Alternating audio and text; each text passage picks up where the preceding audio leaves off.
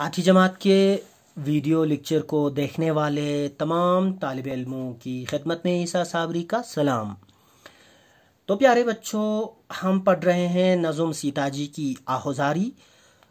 पिछले दो हिस्सों में हमने पूरी नज़्म पढ़ी। नज़्म मसनवी की हैयत में है, यानी उनके हर एक शेर के दो दो मिसरे हम काफिया हैं, और इसमें उस वक़्त की कहानी है, थोड़ा सा हिस्सा है कि जब रामचंद्र जी बनवास के लिए जाना चाहते थे, जाने की तैयारी कर रहे थे, तो सीता जी रामचंद्र जी से कह रहे हैं मुख्तलिफ तरीक़ों से कि मुझे आपकी जुदाई सह नहीं पाऊंगी, मैं आपकी जुदाई सह नहीं पाऊंगी, मुझे आपके बिना नहीं रहना है, मुझे साथ लेके चलिए। तो मुख्तलिफ तरीक़ों से वो रामचंद्र जी को अपने को साथ लेने के लिए मनाने की कोशिश कर रही हैं।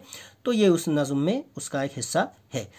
तो यहाँ पे इस नज़्म के हवाले से कुछ सवालात हैं, आज हम इनको समझने की कोशिश करते हैं। कहते हैं, सीता जी रामचंद्र जी के साथ क्यों जाना चाहती थी? तो सीता जी कहती हैं कि जब से मेरी शादी हुई है तो कभी आपने मुझे अपनी नज़रों से जुदा नहीं किया है, तो इसलिए अब मैं आपके बिना नहीं रह पाऊंगी, है ना, आपके बिना नहीं रह पाऊंगी, आपकी जुदाई में सह नहीं पाऊंगी, ये कहते हुए वो आप उनके साथ जाना चाहती है। ठीक है ना। सीता जी ने रामचंद्र जी से अपना ताल्लुक़ किस किस तरह जाहिर किया है?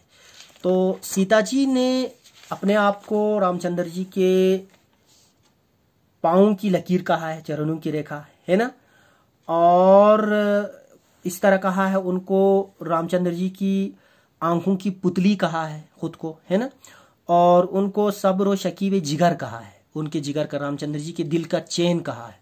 तो इस तरह से उन्होंने अपना ताल्लुक़ जाहिर किया है। सीता जी ने बनवास की तकलीफ़ों को किस तरह राहत करार दिया है? सीता जी का कहना है कि बनवास में अगर रामचंद्र जी साथ हों तो कोई भी मुश्किल जो है उनके लिए मुश्किल नहीं रहेगी। रामचंद्र जी के अगर साथ हों तो जंगल भी उनको बाग लगेगा, उनको घास फूस का झोंपड़ा भी महल लगेगा, उनको दरख्तों की छाल भी पीताम्बर लगेगा, पीताम्बर यानी रेशमी कपड़ा। ठीक है ना, ये कहा गया है।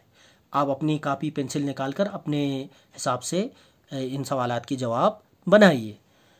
तो चौथा है, रामचंद्र जी सीता को छोड़कर गए तो इन पर क्या बीतेगी? रामचंद्र जी अगर सीता को छोड़कर गए तो इनका दिल टूट जाएगा, ये मर जाएंगी। इन्होंने कहा है ना, बन से ना आके पाओगे जीता गरीब को, है ना।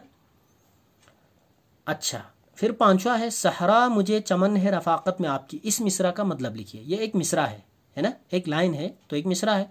तो इसमें कहा गया है कि सीता जी रामचंद्र जी को कह रहे हैं कि अगर आप साथ हों तो मुझे रेगिस्तान भी बाग लगेगा। आप साथ हों तो, आपके साथ अगर हूं तो मुझे रेगिस्तान भी क्या लगेगा? बाग लगेगा। ठीक है। अब आप कर सकते हैं, इन 5 सवालात के जवाब हल कर सकते हैं। तो आप अपने अंदाज से अपनी कापी पर लिखिए और किसी से तस्हीह करवाइए। अब थोड़ा आगे बढ़ते हैं, यहाँ पे गौर करने की कुछ बातें हैं। नाजुक है मेरा शीशा ये दिल टूट जाएगा का मतलब है मेरा दिल शीशे की तरह नाजुक है। ठीक है, आप समझ रहे हैं, थोड़ा सा समझ के पढ़िएगा। पहलू में बन के सब्र शकीबे जिगर रही का मतलब है मैं सब्र शकीबे जिगर की तरह पहलू में रही। ठीक है। खसपोश झोंपड़ा मुझे होगा सनम कदा का मतलब है खसपोश झोंपड़ा मेरे लिए आराम में सनम कदा के मानना होगा। ठीक है ना, सनम कदा यानी ऐशो इशरत की जगह। अब ये सब क्या है? ये सब तशबीह के मुख्तलिफ तरीक़े हैं। तशबीह का क्या मतलब होता है? तशबीह का मतलब होता है किसी एक चीज को दूसरे चीज के जैसा बताना। तशबीह का मतलब होता है कोई एक चीज है, उसको हम कहते हैं कोई